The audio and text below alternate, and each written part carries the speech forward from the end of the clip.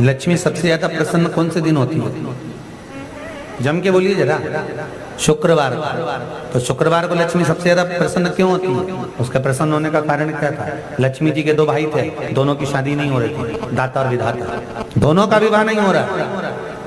और दाता विधाता के लिए लक्ष्मी बड़ी परेशान थी, रोज नारायण से कहती थी प्रभु कुछ कृपा करिए, दाता विधाता का विवाह नहीं हो रहा, उम्र होती चली जा रही है, इनका कुछ करिए प्रभु, आप नारायण आप कुछ तो कर सकते हो। भगवान नारायण ने तब लक्ष्मी से कहा एक काम करो, बेलपत्री के पेड़ के नीचे बैठकर लक्ष्मी तुम अनुष्ठान करो तुम्हारे भाइयों के विवाह के लिए। इसलिए आज भी हमारे हिंदू धर्म की रीति है कि बेलपत्री के पेड़ के नीचे शाम के समय लक्ष्मी का वासा होता है। इसलिए लोग इस बेलपत्री के पेड़ के नीचे तुम्हारा रात्रि को शाम को 6 बजे से लेकर रात्रि को 8 बजे तक तुम्हारा निवास। जैसे पीपल के पेड़ में देवताओं का निवास, आपको आप लोगों ने यदि पद्म पुराण पढ़ी होगी या सुनी होगी तो उसमें स्पष्ट कहा है, पीपल के वृक्ष की गणना ध्यान देना, पीपल के वृक्ष में सुबह 4 बजे से लेकर 7 बजे तक ब्रह्मा जी का वासा होता है। पीपल के वृक्ष में सुबह 7 बजे तक ब्रह्मा जी का वासा, 7 बजे से लेकर 10:30 बजे तक पीपल के वृक्ष में भगवान विष्णु का वासा। कितनी बजे तक?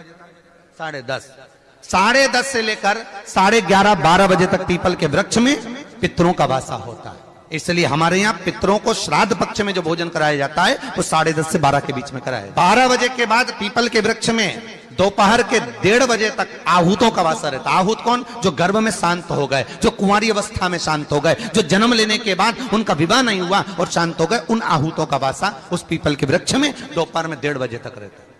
उसके बाद में प्रेतों का वासा चालू होता है। इसलिए दोपहर के समय पीपल के पेड़ की परिक्रमा नहीं। फिर शाम को 4 बजे से 7 बजे तक पीपल के वृक्ष में शंकर जी का वासा होता है, इसलिए शाम के समय पीपल की परिक्रमा नहीं। 7 बजे के बाद में पीपल के वृक्ष में रात्रि को 9 बजे तक कुबेर का वासा होता है।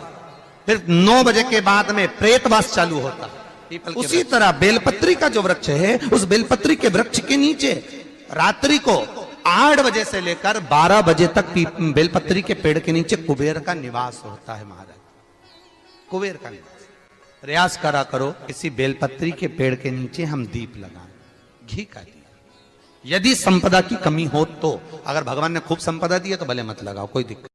महामृत्युंजय मंत्र का यदि आप जाप करते और आपको मालूम पड़ गया कि शरीर में मुझे ये रोग हो गया है, मुझे शुगर हो गया है, मुझे बीपी हो गया है, मेरा ब्लड प्रेशर ऊंचा नीचा रह रहा है, कोई भयंकर रोग, मेरे रिश्तेदार को कोई कैंसर जैसा रोग हो गया, किसी को कोई थायराइड हो गया, किसी को कोई किडनी और लीवर में सूजन हो गई, किसी को कहीं किडनी और लीवर में तकलीफ हो गई, तो शिव महापुराण की कथा कहती है, नवग्रह शिव महापुराण की कथा कहती है कि बेलपत्री के वृक्ष के नीचे महामृत्युंजय मंत्र का जाप जो शुक्रवार की शुक्रवार घी का दिया लगा कर करता है, उसके रोग बाबा देवाधिदेव महादेव समाप्त करते चले जाते हैं। ये संजीवनी मंत्र शुक्रवार के दिन भगवान शंकर को शुक्र को दिया था, इसलिए उसको शुक्रवार के दिन बेलपत्री के वृक्ष के नीचे बैठ घृत का दिया लगाकर शरीर में जो रोग है उसका स्मरण कर कर शंकर जी से विनय कर कर, हे भोलेनाथ आपने शुक्र देवता को संजीवनी मंत्र दिया है, तो क्या आप मेरे को वो मंत्र प्रदान नहीं करोगे? मेरे रोग, मेरी बीमारी, मेरे दुख को आप नहीं हरोगे?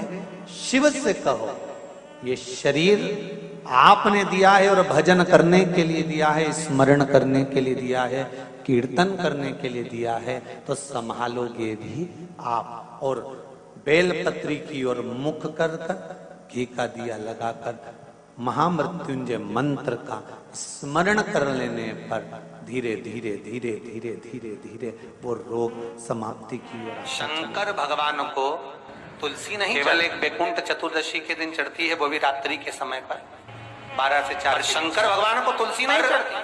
पद्म पुराण कहती है कि शंकर भगवान के मंदिर के बाहर जो तुलसी का वृंद लगाया जाता है, शिव जी के मंदिर के बाहर जो तुलसी का पौधा लगा रहता है या लगाया जाता है, उस तुलसी के पौधे में जितनी मंजरियां लगती हैं, उस मंजरियों में जितने दाने लगते हैं, उतने दाने गिन लिए जाएं और उतने समय का बैकुंठ का वास उस मनुष्य को प्राप्त हो जाता है मृत्यु के बाद। कितना विचित्र बात है, शंकर को तुलसी नहीं चढ़ती, पर शंकर के दरवाजे के बाहर शिव के द्वार पर जो तुलसी का पौधा लगा है, किसी ने लगाया है, किसी ने रोपित करा है, उस पौधे में जितनी मंजरियां लगी हैं, उस मंजरियों में जितने दाने लगे हैं, उस दाने जितने हैं उसको काउंट करा जाए, उसके बराबर उतने ही 1000 वर्षों तक उस जीवात्मा को वैकुंठ का वास मिलता। क्यों?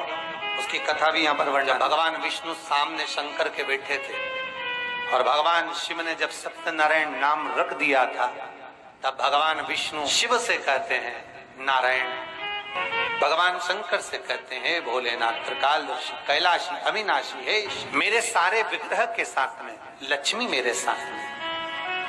बहुत ध्यान देना मत, मैं अगर नारायण रूप में हूं तो लक्ष्मी मेरे साथ में, मैं राम रूप में हूं तो सीता मेरे साथ में, मैं कृष्ण रूप में हूं तो राधा मेरे साथ, मैं रंगनाथ रूप में हूं तो गोदा मेरे साथ में लक्ष्मी सदा विराजमान है। पर आज आपने मेरा जो सत्यनारायण नाम रखा है, मैं अपना संग किसको ले? तब भगवान शिव ने कहा, जब बाहर निकले जो रोपित मिले बस वही आपको समर्पित हो। तुलसी का पौधा रोपित था, उस तुलसी के दल को भगवान नारायण ने अपना संग बनाया। और बहुत ध्यान देना, सत्यनारायण की कथा हो, चाहे भागवत की कथा हो, चाहे विष्णु पुराण की कथा हो, इन सभी कथाओं में सबसे ज्यादा प्रसाद की महत्वता नहीं है जितनी तुलसी के दल की महत्वता है। क्योंकि सत्यनारायण के साथ में हरि के साथ तुलसी का स्मरण। श्री शिवाय नमस्तुभ्यं, श्री शिवाय नमस्तुभ्यं।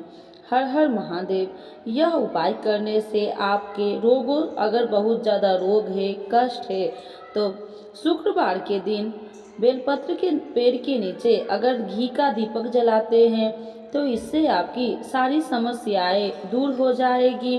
श्री शिवाय नमस्तुभ्यं, श्री शिवाय नमस्तुभ्यं। हर हर महादेव।